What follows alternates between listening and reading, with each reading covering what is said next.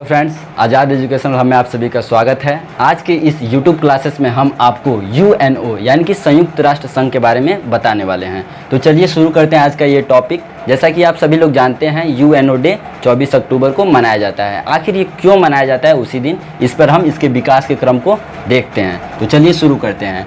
इसका UNO प्रथम विश्व युद्ध का देन है, क्योंकि जब प्रथम विश्व युद्ध होता है 1914 से 18 के मध्य, तब पूरे विश्व में राजनीतिक, सामाजिक और आर्थिक क्षति देखने को मिलता है, जिसके कारण मतलब उस समय के बुद्धिजीवी जैसे कि अमेरिकी राष्ट्रपति, उन्होंने यह सोचा, तय किया कि क्यों ना एक ऐसे संगठन का निर्माण किया जाए जिसके माध्यम से हम इस प्रकार के विश्व युद्ध को होने न दें, जिससे लोगों का नुकसान न हो। और आपको बता दें कि विश्व युद्ध से या फिर किसी भी युद्ध से ये ऐसा नहीं होता है कि जो देश हारता है उसको नुकसान होता है, जो देश जीतता है उसको भी नुकसान होता है, तथा वैश्विक स्तर पर भी इसका नुकसान देखने को मिल जाता है। तो जैसा कि आप जानते हैं, प्रथम विश्व युद्ध 1914 से 1918 के मध्य होता है।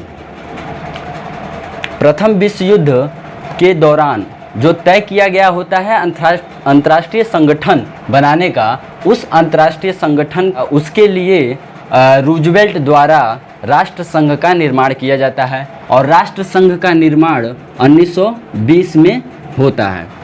और इस राष्ट्र संघ के माध्यम से यह तय किया जाता है कि अब विश्व में आर्थिक रूप में, सामाजिक रूप में और राजनीतिक रूप में किसी प्रकार का उलट पुलट न हो, इसकी देखरेख करें, और इसके साथ साथ किसी भी बड़े विश्व युद्ध या फिर छोटे दो देशों के मध्य युद्ध ना हो, इस पर देखरेख करें। और यह संगठन उस समय से कार्यरत थी। अब इस संगठन यानी कि राष्ट्र संघ का लोप कैसे होता है, हम इसके बारे में आपको समझा देते हैं, क्योंकि इसके लोप होने के बाद ही UNO अस्तित्व में आता है, क्योंकि UNO राष्ट्र संघ का उत्तराधिकारी के रूप में जाना जाता है। तो चलिए हम बता देते हैं, इसके प्रमुख दो कारण हैं।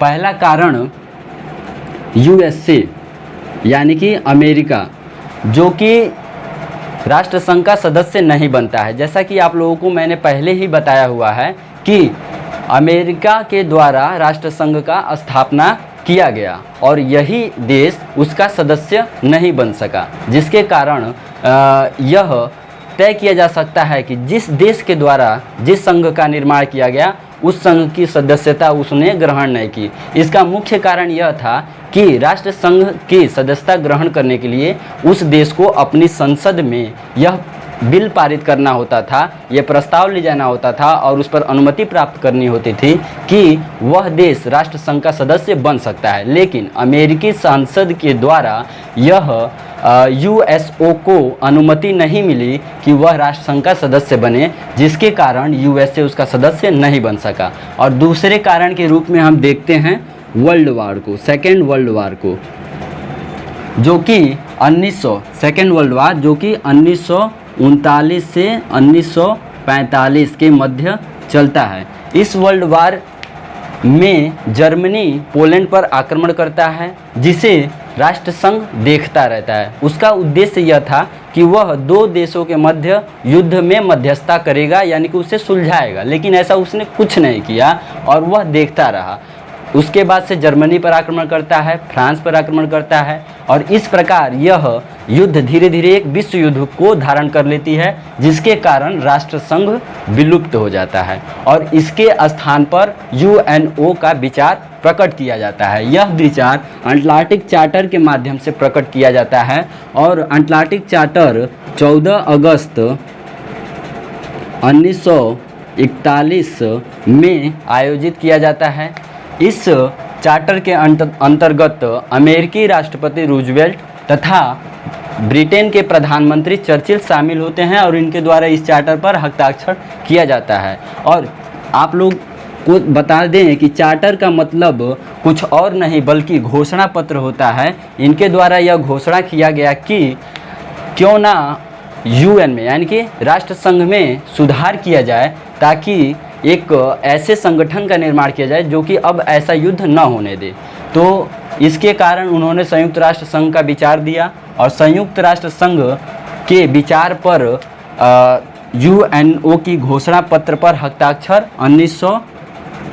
1943 में दिसंबर के माह में किया गया। और इस पर हस्ताक्षर सर्वाधिक वही देश शामिल थे जो कि मित्र राष्ट्र में शामिल थे, क्योंकि मित्र राष्ट्रों द्वारा बनाया गया यह संगठन था, अतः इसमें मित्र राष्ट्र अधिकतर शामिल थे। दूसरा, याल्टा सम्मेलन। याल्टा सम्मेलन में अमेरिकी राष्ट्रपति रूजवेल्ट, ब्रिटेन के प्रधानमंत्री चर्चिल तथा रूस के प्रधानमंत्री स्टालिन शामिल होते हैं, और इनके द्वारा यह घोषणा किया जाता है कि क्यों ना हम इस यूएनओ राष्ट्र संघ की स्थापना के लिए एक डेट को निश्चित करें, जिसके पश्चात याल्टा सम्मेलन आयोजित किया गया। याल्टा सम्मेलन 1945 में आयोजित होता है, जो कि फरवरी माह में आयोजित होता है। इस सम्मेलन में रूजवेल्ट, चर्चिल तथा स्टालिन शामिल थे। इनके द्वारा यह तय किया गया कि स्थापना से पहले एक सम्मेलन बुलाया जाए यूएनओ यानी कि संयुक्त राष्ट्र संघ के लिए, और यह सम्मेलन 25 अप्रैल